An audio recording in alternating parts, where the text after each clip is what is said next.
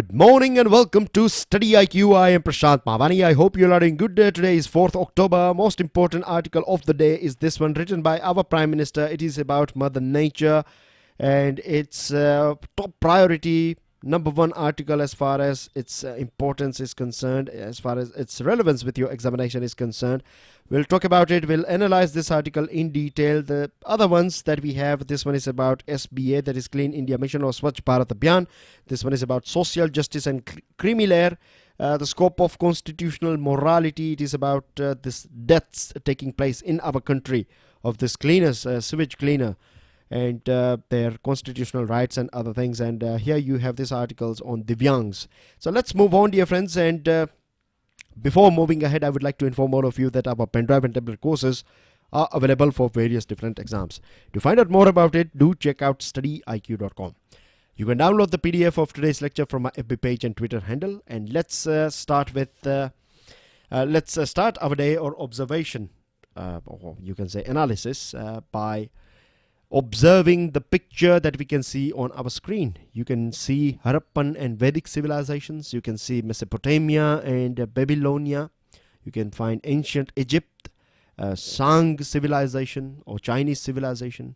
One common thread connecting all these civilizations is that they are all river valley civilizations, and all these societies, they flourished, or they were good. They were you can say bestowed with prosperity, and one of the reason is that they lived in harmony with nature. That's what we find, right? And it's very interesting. This is my own observation, but I'm sure you will agree with this thing, that if you observe this picture here, what you find is there are things that we can see and there are other things that we cannot see, and there is one thing as well, that the things that we see but we can't see them. You know what I mean? So what I'm trying to say here is that rather than making it too confusing for you, let me break it down for you. You can see here variety of various different plants here, right? You have tall trees here, you have short grasses and variety here. So based on this variety, you are going to see variety in animals as well, starting from insect to elephant. You will see a variety depending on the area, depending on the jungle, and depending on the plants that you find. And one of the main thing that is that is, we have some pillars of our ecosystem. Of course, water is there. Then you need solar light, or this light coming from sun for photosynthesis. So what I'm trying to say is that you will find the most, that's what I have observed, the most diverse ecosystem you will find nearby a river system, or a place that is affected by positively, of course, by a river. So nature, right? We are part of this nature, this whole ecosystem. We cannot survive without this healthy ecosystem. So far we have reached here, wherever we are, starting from our civilizations, not just our Indian civilization, but I'm talking about various different civilizations of human beings in different parts of the world. What we find is that it was we have flourished and we have reached here because we were living in harmony with nature. But from last 150 to, you can say, 200 years, what we have done is we have literally destroyed, right? And we are not that much, you can say, we don't have that sense of gratitude as far as human beings are concerned. And this is not about me and you, this is about every one of us, right? We all are part of this thing. But one thing is that if we can destroy this thing, then we can protect this thing as well. This is a thing that we need to keep in our mind. And recently our Prime Minister was given this award by United Nations Environment Programme. The name of this award is Champions of the Earth. And whilst accepting this award, Prime Minister said that this award is not an award for an individual. It's not that he is special and this is the reason why he is getting award. He said that this award goes to Indian culture and values, because I believe you will agree with me on this thing, that there is a certain, we have this thing in our culture to respect nature, and we find this thing in various different practices that we do in our country. So we have this thing, and if we go back in the history as well, we find evidence of this thing, that traditional Indian cultures and values were in harmony with nature. And here Prime Minister is talking about two important things. The first one is internal consciousness. So internal consciousness is one of the most you can say important thing, because if we take our earth, right, or universe, say for example, then I'll give you a small example here. Say for example, this is me right here, in as an individual. I am part of my family. My family is part of my society in which I'm living, or my family is living. This society is part of this town or city or village in which I'm living. This village, town, city is part of the state. State is part of the country. Country is part of the world, and this world, or this planet Earth, is part of solar system, which is part of universe, galaxy and universe. So basically we are part of the whole universe. So whatever we are doing or whatever is happening in universe, that's what we believe, right, in Indian culture, that whatever we do, we are doing it for universe, and universal energy is helping us to achieve things. And we are part of this cobweb. Of course we cannot see this thing, and we don't think about our life and our world in this way, but this is a reality. Whether we accept it or not, we are part of this grand universe. Now, if we go back in our history books, we find Atharva Ved, and in this Atharva Ved, you find Prithvi Slok or Prithvi Sukta. Sukta basically means lines or sloks, and in this sloks as well, we find this unparalleled knowledge about nature and environment. You find some sort of lines here, like in her is contained food which see manifests when plugged, and all this thing, so it's about prayers or appreciating Mother Nature, Mother Earth. Then we have this Panch Tattva, in which our Indian culture, you will find that Panch Tattva is also celebrated. You have this earth and Vayu, or air, water, fire and sky. So in your books, in your NCERTs, I'm sure you have read this thing, that we have this atmosphere that is made up of air. Then you have this lithosphere that is made up of land. Then we have, what do we have then? Hydrosphere, right? That is made up of water. Then we talk about this photosynthesis and the role of this fire, or you can say heat, or sky. Of course, the sky is there. So all these things, right, together, when they interact with each other, what we get is a sphere called biosphere, where you find life. So that's what Panch Tattvas is all about. When we talk about this Panch Tattva, and it's a pure science. It's not a religion that I'm preaching here. It's a pure science that we find in our ancient knowledge as well. Now here you find a very interesting concept that was given by Mahatma Gandhi ji, and this concept is called doctrine of trusteeship. Very important concept. These are the things that I was talking about, that you can find a direct question on this item. So what doctrine of trusteeship is all about, or if you find a question that explain or discuss doctrine of trusteeship given by Mahatma Gandhi ji, and why it is important in today's era, or how it is relevant in today's world. So doctrine of trusteeship, it basically gives this responsibility, or the onus is on the generation that is living on the planet at present. It's not about young generation. It's about every human being living on this planet. It is our responsibility to make sure that the way we are consuming things are in such a way that first of all, it should be sustainable for the whole nature, and the second thing is we have to think about our next generation. So when we are gone from this world, we have to make sure that at least, right, we have left this place a bit more beautiful than we found it. So it should be part of our endeavor. The other thing is, Gandhiji has also talked about this needs, a difference between needs and wants or greeds.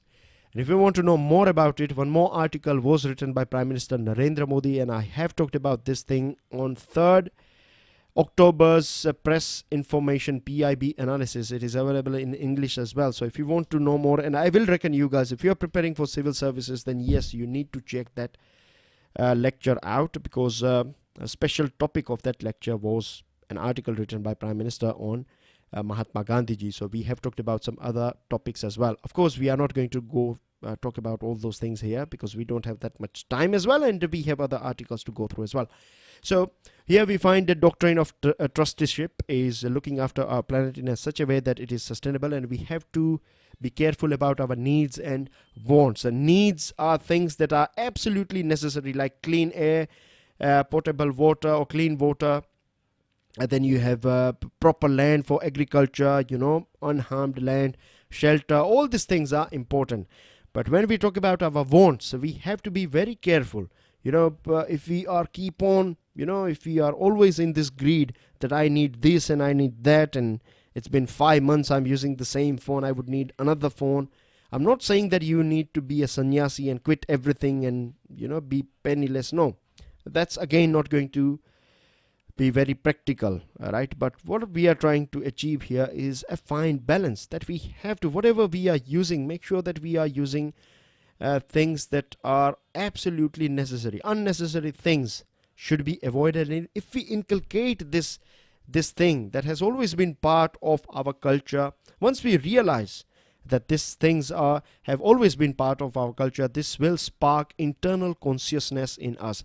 And once we have this internal consciousness, automatically we will start taking positive steps. So here Prime Minister is talking about a very deep concept here, right? How to change mindset. So that's the thing here. I hope this thing is clear to you. Very important discussion. I'm going to take some more minutes. I'm going to invest some more minutes after this article. Then you have public awareness, right? We need to talk, we need to write, debate, discuss, deliberate on various different topics at various different level. We have to create this awareness, and every one of us is a stakeholder when it comes to protecting our environment. Encourage research and innovation, right? Our engineers, our scientists, our people working in various different fields. It's not just about lab, it is also about management, it is also about economics. We should be there in every sphere of our life, and we need to inculcate this proactive culture, looking after our environment now rather than when it is too late. So we have some good examples like Swachh Bharat Abhiyan, sanitation coverage has gone up, Ujjwala Yojana has reduced this indoor pollution and overall pollution, of course. Cleaning our river and projects are going on. Namami Gange is there. Then under this Amrut as well as Atal, city Yojana and this smart city mission, government, or we as a country are trying to create cities that are sustainable. Then 13 crore soil health cards are given, so less degradation of our soil and land. Green skill development program, very interesting concept here. Under this skill development or Skill India mission, we are training our youngsters with green skill development under this green skill development program, where they will hopefully become environmental experts. And in future, I believe this is going to be a very important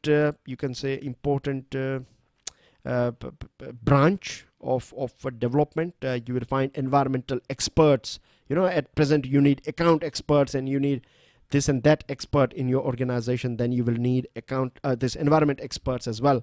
So it's going to be a big thing if we can achieve this quality human capital here. Then if we can generate human capital here, then that's going to be a big thing for our country. We would be, at present we find people or some countries are a bit reluctant giving us visa, but a time will come when they will ask our youngsters to come there, because we would be having huge amount of environmental experts. Then we have this Ujjwala Yojana, so it talks about reducing this consumption, whatever ways, if we can make it a bit more efficient, then we need to do that thing.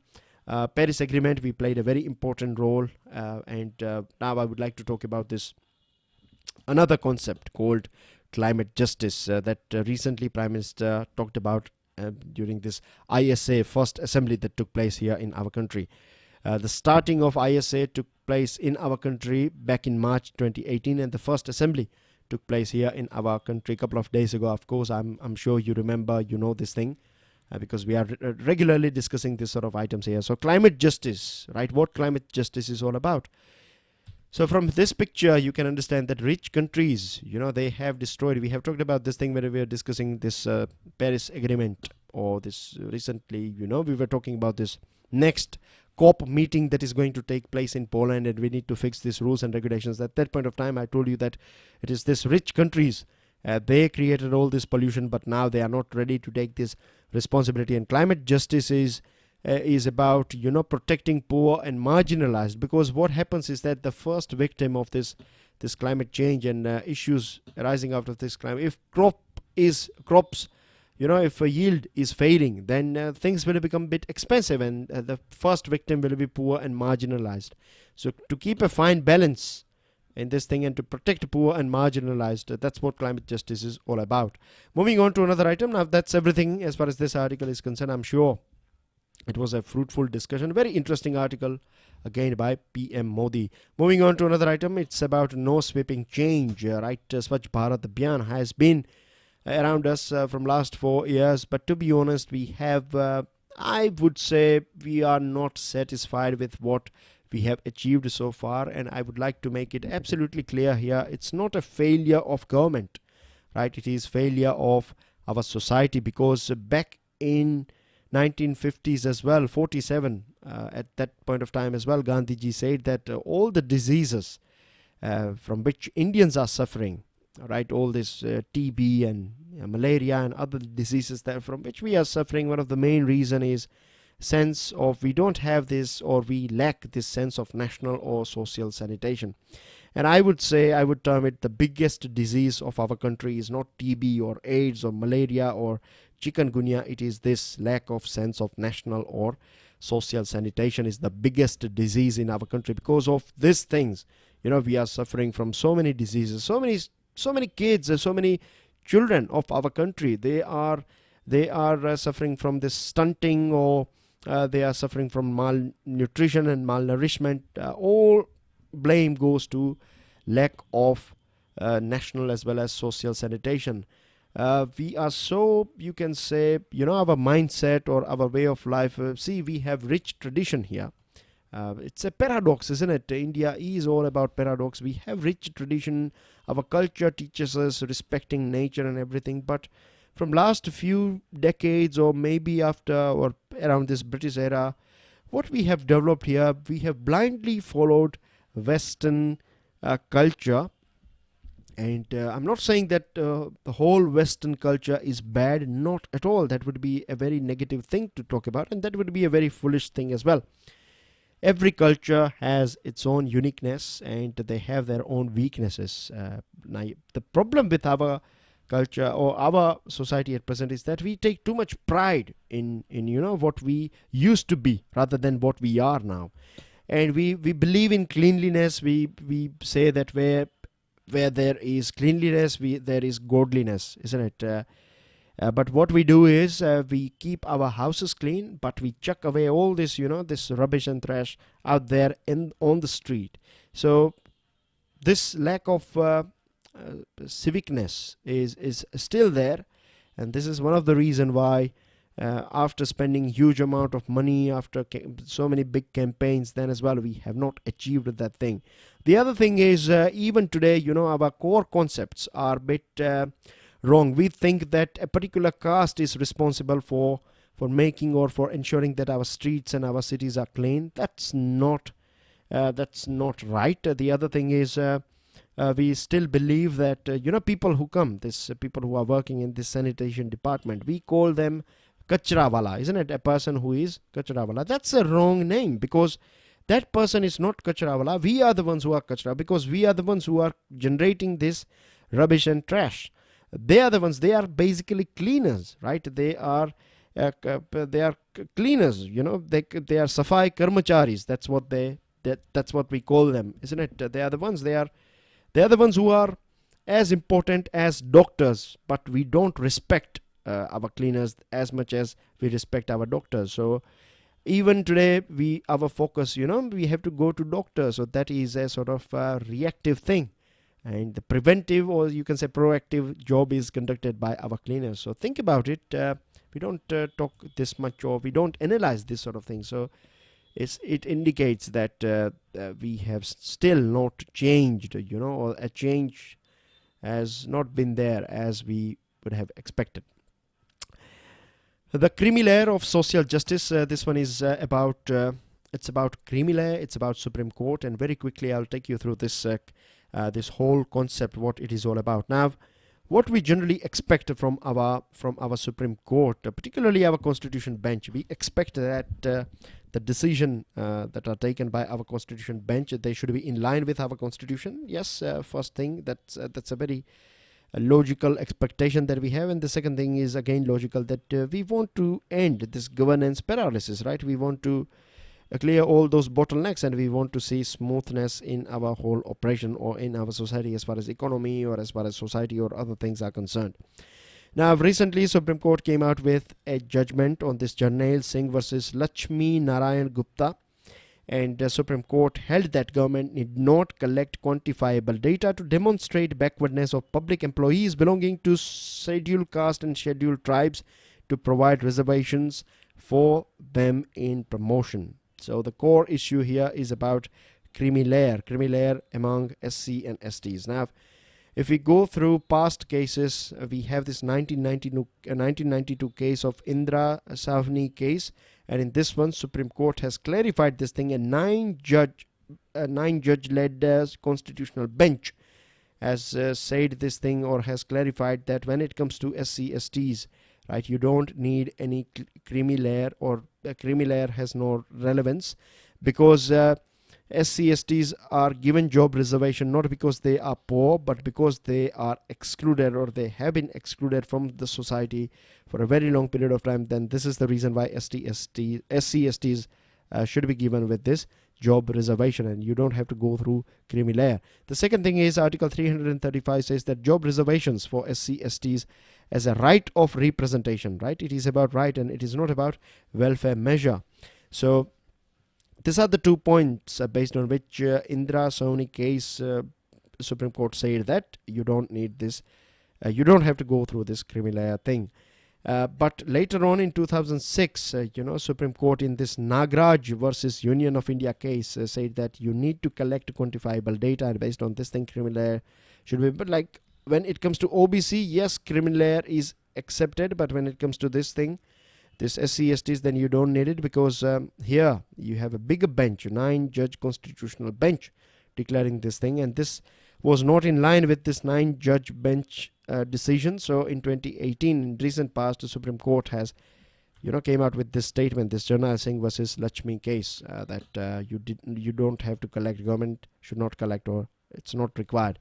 Now, what we can make out of this thing is that the court has, basically missed this 2 things here, this 2 expectation. What we want is we need to, remove this hurdles, or this governance paralysis that we find when it comes to this reservation thing. Now, one more thing, the 2-judge bench of Apex Court at present, it is considering this PIL that has been filed by Samta Andolan Samiti, and this Samiti is talking about, or the main PIL is to seek the removal of creamy layer among SC STs in job reservation. Now, the thing that we have to keep in mind is that Supreme Court should have talked about this right to opt out of reservation, because what happens is that if you are applying for a job, say for example a government job, then you don't have, if you are from SC ST category, then you don't have any option. You have to fill up this detail whether you belong to SC or ST. That's it. That's the only choice you are been given. If you are if you don't write down your caste, and if you want to apply from, say for example, general category, then it will be wrong. You'll be rejected. You will not get the job, and it is also a punishable offense to withhold one's caste status while seeking government employment. So here is a big hurdle. Now, many of us would believe that if we do this thing, if SC STs, or those who are elite in SC ST class, if they give up their SC ST reservations, then it will be a big thing. But here this article is also talking about a problem that we may face. What can happen is that in all those general seats, and we have, say for example, for argument's sake, say we have A, that is general, and B, that is SC ST. So if all those aspirants who are in terms of their caste or their community, they belong from SC or ST, but in terms of economy, in terms of other things, they are doing very well. So if they apply from this general category, then more SC/ST students will be able to apply in this. So what will happen is that this general category may lose, more competition will be here. So this is a problem that we may face. But this main solution for this whole topic or this debate is everyone has to understand that we have to one day, we want to get rid of all these different segmentations that we find in our society. Of course, we have this variety of culture from, culture of Gujarat is different from Maharashtra, and Maharashtra's culture is different from Jammu and Kashmir. This sort of varieties and other traditional things are all right, or within your state or society, if you have various different cultures, that's fine. But as far as caste is concerned, Supreme Court has also said this thing, that this is and it is indeed a very, you can say very, I would say visible as well as most openly used form of discrimination or inequality in our society. So the whole country, everyone has to understand that one day we have to get rid of it. But for that, we have to provide level playing field to all those people who are not getting that advantage in our society. So that's everything. Moving on to another item, it is about the scope of constitutional morality. Now, in recent past, we have seen that many, sewage cleaner that died, and this is not just about recent past. We find consistently this sort of deaths are taking place in various different parts of our country, and this indicates that even though we have this Article 17 that is talking about abolishing untouchability, we have high courts, we have Supreme Courts, we have local government, we have state government, national government, everyone is there. Then as well, we are just as acting like a spectator when it comes to lawlessness in our country, because all these things are going on. Municipalities are asking these people to clean up this blockage and other things. So this indicates that lawlessness is there in government, in our society, and we are not paying that much attention here. And this is one of the reasons why we see so many people are dying because of this lack of facilities that they get. So this is something that is unacceptable, and it also indicates, it's a mirror of our society. What we get is that we are not that much sensitive when it comes to someone else's rights. When a particular communities or a particular people in a particular profession, if their rights are affected, then we don't take it that seriously, because we believe that our rights are all right. But we forget this thing, that today it's them, tomorrow it could be us. So when it comes to this sort of breaching of our fundamental rights, as an Indian, as a citizen, all of us should be concerned about, and we should raise our voice in the most appropriate way. Of course, violence should not be promoted, but with writing, with debate, with discussion, with speech, whatever we can do that will make sure that our rights are never breached, we should stand for it.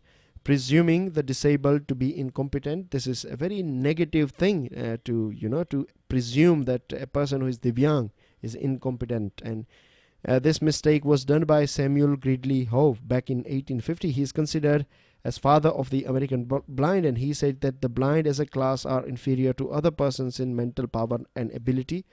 I strongly disagree with Samuel Gridley Howe. I believe that when nature takes away or has not given you one thing, then nature will give you or compensate you with something else. I have seen that, and if you read some books, spiritual books, or if you come across some theories, then you find that one of the reasons why meditators, right, they close their eyes is because when your eyes are shut, the energy that we spend, mental energy, most of the mental energy is consumed by our eyes, because we see so many things, and on the background our mind is working, our brain is continuously working,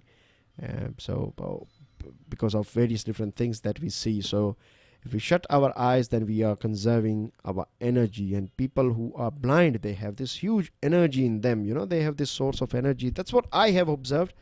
Talking religious things here, I'm talking something that I have observed. I'm sure many of you will agree with me on this thing, that they have this extraordinary energy, and they have this immense, you can say, sense as well. Even when you are holding their hand, and means they can tell, just by holding your hand, whether you are, what kind of person you are. They will get a good sort of picture, and so to consider them they are inferior. This is something that this Samuel Gridley made a mistake back in time. Now the reason why we find this article is because recently this 2013 guidelines on this examination were amended, and now we find a more strict guidelines. Not strict, but they are a bit discriminatory when it comes to Divyang. So this article is about that particular change that we find in recent examination pattern, that UPSC is saying that you cannot, this legal entitlement, say for example, you need separate certification from another doctor, then this legal entitlements are termed as liberties. So it will be this examination body will decide whether you'll be bestowed or whether you will get some privileges or not. So that's something that is not fair. Now important news items very quickly. Rafale is a good one, has been promoted by IAF chief. Forgo S-400 system, USA tells India. Then ICJ, that is International Court of Justice, is going to hear Kulbhushan case in 2019, February 2019 to be precise. We got new CJI, and as you can see here, President is heading this or conducting this swearing in ceremony. So here you can see a fine balance of checks and balances. And then you have Lagoon Villa for Lakshadweep to promote tourism. United Nations urges India not to deport 7 Rohingyas. And it's going to be a big blow to Mr. Trump. United Nations Court tells US to ease Iran sanctions. And you can see here chemical Nobel Prize given out in this chemistry to 3 individuals. Right, so help yourself with this one. This is your infographic here. And Chinese cut, so language in schools in Balochistan. Chinese language, is being taught over there. So it's a cultural takeover, you can say. And industry bodies right to Prasad to ease this data bill because it will add more expenses when it comes to localization. Small farmers on rice, very important data here. Save this data, keep this data with you guys.